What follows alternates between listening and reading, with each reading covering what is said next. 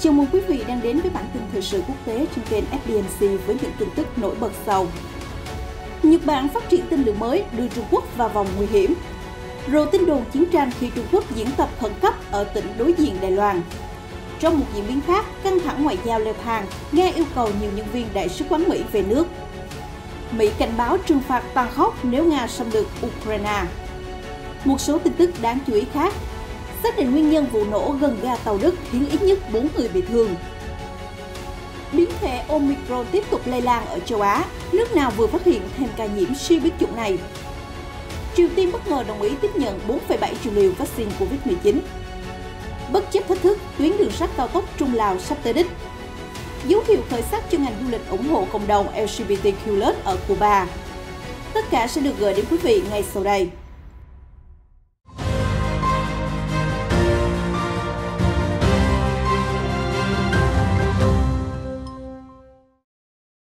Mở đầu bản tin hôm nay sẽ là thông tin mới nhất về năng lực phòng thủ của Nhật Bản giữa lúc nhiều thách thức đang gia tăng. Theo nguồn tin của Nikkei, Nhật Bản dự định nâng cấp và cải thiện năng lực tên lửa hành trình để đánh trúng mục tiêu cách xa hơn 1.000 km. Bộ Quốc phòng Nhật Bản muốn triển khai những tên lửa đó từ khoảng năm 2025 trở đi. Hãng Mitsubishi Heavy sẽ là nhà thầu phát triển tên lửa tầm xa này, bao gồm các loại phóng từ đất liền, từ tiêm kích tấn công và cả chiến hạm. Hiện tên lửa Nhật Bản chỉ có tầm bắn đâu đó khoảng 100 đến 200 km. Kế hoạch của Nhật Bản được cho là một hình thức răn đe giữa lúc cuộc chạy đua phát triển tên lửa ngày càng nóng lên ở khu vực châu Á-Thái Bình Dương. Tokyo nói rằng không có nhiều sự lựa chọn ngoài việc củng cố năng lực phòng vệ. Trung Quốc và Hàn Quốc rất có thể sẽ phản ứng gay gắt với kế hoạch tên lửa của Nhật Bản, dù hai nước hàng xóm với Tokyo cũng ra sức mở rộng kho vũ khí. Trung Quốc đã gia tăng nhiều tên lửa đạn đạo tầm trung, đủ sức vươn tới Nhật Bản và cả đảo Guam của Mỹ. Bắc Kinh còn được báo cáo là gia tăng số lượng bệ phóng lên gấp 8 lần trong một thập kỷ. Đến năm 2020 đã sở hữu 82 bệ phóng. Do lo ngại sự bành trướng quân sự của Trung Quốc, Mỹ đang cân nhắc xây dựng mạng lưới tên lửa ở chủ đảo thứ nhất nối giữa đảo Okinawa của Nhật Bản đến Đài Loan và Philippines. Một báo cáo của Quốc hội Mỹ đã đề xuất tham vấn với đồng minh để triển khai tên lửa tầm trung của Lầu Năm Góc đến khu vực như một phần trong kế hoạch ứng phó khi Trung Quốc tấn công sáp nhập Đài Loan. Bộ Ngoại giao Trung Quốc gần đây cảnh báo rằng nếu quả thật Mỹ triển khai tên lửa tầm trung như vậy thì Bắc Kinh buộc phải phản đòn. Trung Quốc nói hy vọng Nhật Bản và Hàn Quốc sẽ gạt bỏ kế hoạch của người Mỹ. Trong những diễn biến khác, Hàn Quốc vào tháng 5 đã bỏ quy định giới hạn phạm vi tên lửa đạn đạo trong vòng 800 km. Triều Tiên gần đây cũng đã sở hữu tên lửa đạn đạo có tầm bắn hơn 1.000 km, đưa Nhật Bản vào phạm vi tấn công. Trong khi đó, Nga sẽ triển khai tên lửa siêu thanh mới sớm nhất vào năm sau. Đứng trước nhiều mối đe dọa đến nay, Tokyo vẫn dựa trên nguyên tắc là lực lượng phòng vệ có thể bắn hạ tên lửa tấn công vào Nhật Bản. Tuy nhiên, chính phủ Nhật đã bắt đầu thay đổi chiến lược. Thủ tướng Fumio Kishida đã bật đèn xanh cho việc tấn công kẻ địch tiến vào lãnh thổ Nhật Bản. Ông nói rằng sẽ cân nhắc mọi sự lựa chọn và củng cố năng lực phòng vệ cần thiết. Theo Nikkei, kế hoạch phát triển tên lửa hành trình tầm xa của Nhật Bản có thể gây tổn hại cho quan hệ kinh tế với Trung Quốc. Dù vậy, Tokyo nhìn nhận vũ khí mới sẽ giúp đất nước phản công hiệu quả và có thể bảo vệ chủ quyền của các đảo xa. Bộ Quốc phòng Nhật đã bắt đầu phát triển tên lửa phóng từ đất liền vào năm Tài khóa 2021. Năm tiếp theo, Tokyo sẽ thử nghiệm nguyên mẫu tên lửa phóng từ chiến hạm và tiêm kích. Tổng kinh phí phát triển ước tính vào khoảng 100 tỷ Yên, tương đương 880 triệu đô la. Giữa lúc đó, tại Trung Quốc tiếp tục rộ lên nhiều tin đồn về chiến tranh eo biển. Một cuộc diễn tập khẩn cấp cho kịch bản mất điện diện rộng ở tỉnh Phúc Kiến, Trung Quốc vừa qua đã gây xôn xao dư luận trong bối cảnh căng thẳng với Đài Loan tăng cao. South China Morning Post đưa tin, cuộc diễn tập hôm 30 tháng 11 mô phỏng sự cố mất điện ở tỉnh phía đông nam, nơi đối diện hòn đảo Đài Loan do một cơn bão và thiệt hại từ bên ngoài gây ra. Biện pháp ứng phó khẩn cấp cấp độ 2 cũng được tiến hành nhằm cứu hộ và khôi phục nguồn điện. Tờ Nhật báo Phúc Kiến cho biết thêm, ngoài ra nội dung diễn tập còn có chiến dịch ứng phó khẩn cấp với khủng bố, tấn công mạng và mất điện tại các nhà máy hóa chất nguy hiểm. Theo đó, đây là một trong những cuộc diễn tập quy mô nhất trong nhiều năm, làm dấy lên các cuộc tranh luận sôi nổi trên mạng xã hội. Một số ý kiến suy đoán sự kiện có liên quan khả năng bùng nổ chiến tranh với Đài Loan. Chúng ta phải cảnh giác, hệ thống điện của chúng ta có thể bị đưa vào tầm ngắm nếu Đài Loan trả đũa hoặc Mỹ can thiệp đánh trả, một người dùng Weibo cho biết. Một người khác nói rằng cuộc diễn tập là cần thiết để ngăn chặn Taipan, một từ tiếng Trung ám chỉ bão và người Đài Loan điên loạn. Cả hai từ có cách phát âm giống nhau theo SCMP. Một hashtag về cuộc diễn tập đã thu hút được hơn 3 triệu lượt xem và 1.200 bình luận vào tối thứ Tư. Là nền kinh tế cấp tỉnh lớn thứ 7 của đại lục, Phúc Kiến từ lâu đã được coi là tuyến đầu của phát triển kinh tế và quốc phòng. Tỉnh này cách eo biển Đài Loan khoảng 130 km, còn thành phố Hạ Môn ở Phúc Kiến chỉ cách đảo Kim Môn do Đài Loan kiểm soát 2 km. Được biết, tình trạng mất điện trên quy mô lớn hiếm khi xảy ra ở tỉnh Phúc Kiến. Các địa phương ven biển cũng ít bị ảnh hưởng bởi cuộc khủng hoảng năng lượng vừa qua. Đây không phải là lần đầu rộ lên tin đồn sắp bùng nổ chiến tranh Đài Loan. Trước đó, thông báo dự trữ lương thực thực phẩm của Bộ Thương mại Trung Quốc đã khiến người dân hoảng loạn, lo sợ về viễn cảnh chiến tranh eo biển. Trung Quốc luôn coi Đài Loan là một tỉnh ly khai chờ thống nhất, Bắc Kinh thề sẽ sáp nhập bằng mọi cách, kể cả vũ lực. Trong khi đó, Mỹ không thiết lập quan hệ ngoại giao chính thức với Đài Loan, nhưng là nước ủng hộ hòn đảo mạnh mẽ nhất. Hồi cuối tháng 10 vừa qua, Tổng thống Mỹ Joe Biden hứa sẽ hỗ trợ phòng thủ Đài Loan nếu quân đội Trung Quốc tấn công nhằm vào hòn đảo. Chuyển sang một số diễn biến đáng chú ý khác, Nga vào hôm thứ Tư cho biết đã yêu cầu những nhân viên Đại sứ quán Mỹ ở Moscow phục vụ hơn 3 năm phải lên máy bay về nước trước ngày 31 tháng 1. Điện Kremlin xem đây là hành động đáp trả tương xứng với việc Mỹ giới hạn thời gian phục vụ của nhân viên ngoại giao Nga. Động thái của Nga càng làm tăng căng thẳng ngoại giao với Mỹ. Bắt đầu từ tuần trước, Washington tiến hành trục xuất 27 nhân viên đại sứ Nga và gia đình của họ, yêu cầu rời khỏi xứ sở cờ hoa trước ngày 30 tháng 1.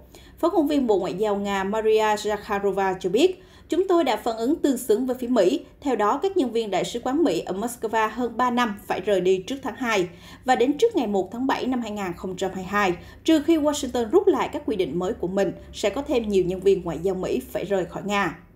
Washington chưa bình luận về căng thẳng gần đây, tuy nhiên từng mô tả rằng nhân viên ngoại giao Mỹ giống như đang giữ chỗ ở Nga. Họ có môi trường làm việc đầy khó khăn giữa muôn trùng các lệnh trục xuất đáp trả lẫn nhau và nhiều hạn chế khác. Đại sứ quán là nơi cuối cùng Mỹ duy trì hoạt động của phái bộ ở Nga sau khi 2 lãnh sự quán đã đóng cửa. Đồng thời, Mỹ hiện giờ chỉ còn 120 nhân viên ngoại giao so với mức 1.200 người vào đầu năm 2017. Thứ trưởng Ngoại giao Nga Sergei Ryzhakov cho biết vẫn chưa quá muộn để Washington rút lại lệnh trục xuất và Moscow cũng sẽ có hành động có qua có lại. Mối quan hệ giữa Mỹ-Nga đã rơi xuống mức thấp nhất kể từ sau chiến tranh lạnh và đang bị thử thách cam go với việc hai bên cáo buộc nhau điều động khí tài, binh sĩ đến áp sát biên giới Ukraine. Cũng liên quan đến mối bất hòa giữa hai cường quốc quân sự, Mỹ mới đây kêu gọi Nga hãy rút quân khỏi biên giới Ukraine, cảnh báo rằng hành động xâm lược sẽ đón nhận các lệnh trừng phạt hà khắc hơn nữa từ phương Tây. Cụ thể, Ngoại trưởng Mỹ Antony Blinken hôm thứ Tư cho biết, chúng tôi không biết liệu Tổng thống Putin có ra lệnh tấn công hay không, nhưng nếu Nga đi vào con đường đối đầu trong vấn đề Ukraine, chúng tôi đã nói rõ về những phản ứng mạnh mẽ, bao gồm hàng loạt biện pháp có sức ảnh hưởng nặng nề về kinh tế mà chúng tôi đã kiềm chế không sử dụng trước đây. Ông Blinken phát biểu tại thủ đô Riga của Latvia sau cuộc họp về các ngoại trưởng NATO và Ukraine, nhằm bàn kế hoạch đối phó với việc Kiev báo cáo có hơn 90.000 quân Nga đang áp sát biên giới. Ngược lại, Điện Kremlin đã bày tỏ lo ngại Ukraine muốn tấn công giành lại vùng Donbass, hiện do phe ly khai thân Nga kiểm soát. Moscow cáo buộc hành động này là cuộc phiêu lưu quân sự cực kỳ nguy hiểm, trong khi Kiev ra sức bác bỏ. Ngoại trưởng Ukraine Dmytro Kuleba cho biết, châu Âu đang đứng trước thời khắc quyết định, còn Nga đang nỗ lực gấp lửa bỏ tay Ukraine. Ông Kuleba khẳng định, một lần nữa tôi chính thức tuyên bố Ukraine không dự định tiến công quân sự ở Donbass. Đây là chiến lược tuyên truyền vô lý của Nga để che giấu hành động chuẩn bị xâm lược. Tiếp tục bản tin hôm nay là một số tin tức thời sự xã hội nóng nhất. Một quả bom từ thời Thế chiến thứ hai đã phát nổ ở thành phố Munich, Đức vào ngày 1 tháng 12, làm ít nhất 4 người bị thương. Vụ nổ xảy ra trong quá trình thi công xây dựng gần một ga tàu đông đúc của thành phố, theo hãng tin Reuters.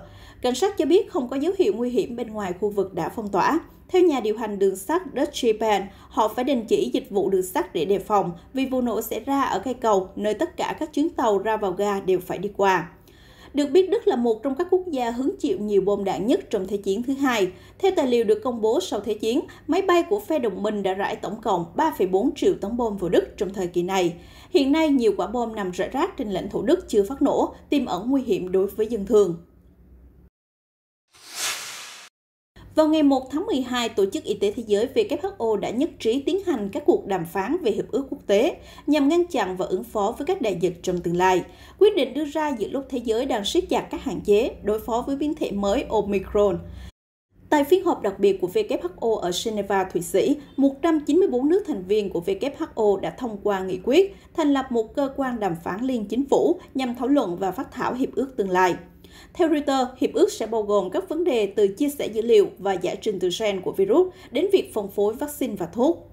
Cuộc họp đầu tiên của cơ quan này diễn ra muộn nhất là vào ngày 1 tháng 3 năm 2022.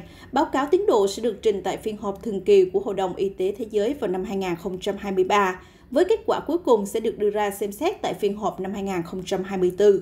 Nếu các nước đồng ý ban hành hiệp ước đại dịch, thì đây sẽ là dấu mốc lịch sử của WHO trong 73 năm tồn tại đến nay.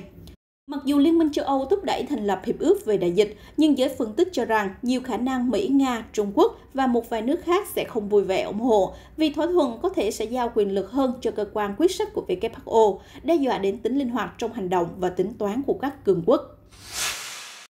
Giới chức Hàn Quốc cho biết nước này vừa ghi nhận 5 ca nhiễm biến chủng Omicron đầu tiên vào thứ Tư ngày 1 tháng 12.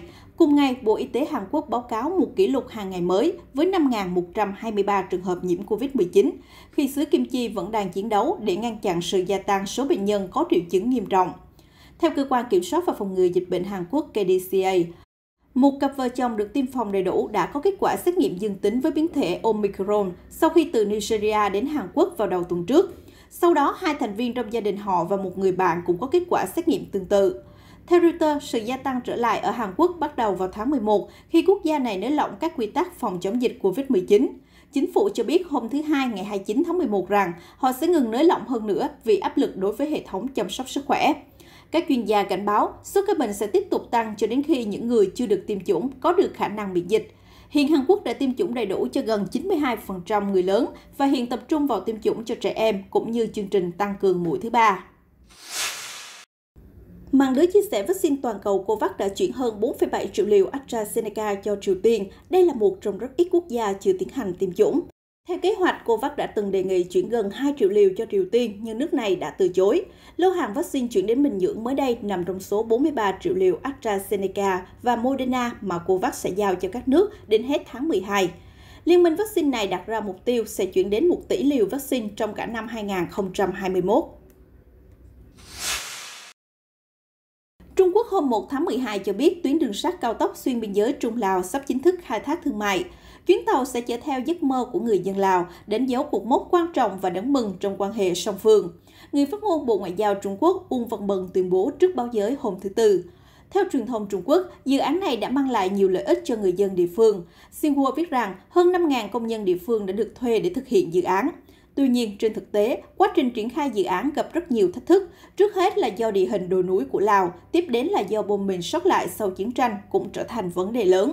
Bên cạnh đó, dự án khiến một số người dân Lào không hài lòng về chính sách đền bù mà họ cho là không thỏa đáng. Bất chấp những vấn đề trên, các nhà lãnh đạo Lào khẳng định tuyến đường cao tốc sẽ giúp người dân thoát khỏi đói nghèo. Được biết, tuyến đường dài 414 km từ thị trấn biên giới Poten giáp Vân Nam tới Viên Chăn được khởi công từ năm 2016. Dự án hoàn thành sau 5 năm thi công với tổng giá trị dự án khoảng 6 tỷ đô la. Tuyến đường này là một phần trong sáng kiến vành đai và con đường của chính quyền Bắc Kinh, đưa Lào trở thành quốc gia đầu tiên kết nối với mạng lưới đường sắt Trung Quốc bằng công nghệ Trung Quốc. Kết thúc bản tin hôm nay, hãy đến thăm một khu nghỉ dưỡng độc đáo ở đất nước Cuba yên bình cổ kính. Khách sạn Grand Mutual Rebel thuộc sở hữu của Grupo Gaviota với các bãi tắm nắng tuyệt đẹp, cơ sở vật chất thượng hạng cùng các chương trình giải trí sôi động về đêm sẽ là điểm đến hấp dẫn cho các du khách là người đồng giới ở Cuba. Khách sạn bình dị bên bờ biển nằm ở Cayo Guillermo, một hòn đảo nhiệt đới thuộc quần đảo Sarindao, ngoài khơi miền trung Cuba. Mặc dù được điều hành và sở hữu tư nhân, nhưng đây là khách sạn đầu tiên được chính phủ Cuba ủng hộ phát triển.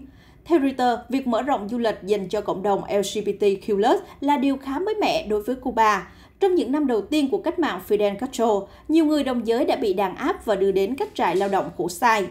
Vị lãnh đạo Castro sau đó đã xin lỗi về sự phân biệt bị thể chế hóa này. Trong thập kỷ qua, quốc gia này đã tạo ra những bước tiến lớn cho cộng đồng LGBTQ+ về quyền lập pháp và cấm phân biệt đối xử tại nơi làm việc. Tuy nhiên, các đề xuất công nhận hôn nhân đồng giới vẫn chưa được thông qua giữa bối cảnh hệ thống lập pháp khá trì trệ và sự kỳ thị vẫn ăn mòn trong xã hội. Tin tức vừa rồi cũng đã kết thúc bản tin thời sự quốc tế hôm nay. Cảm ơn sự quan tâm của quý vị. Hãy đăng ký kênh để cập nhật những diễn biến mới nhất trong các bản tin tiếp theo của FBNC. Xin chào và hẹn gặp lại!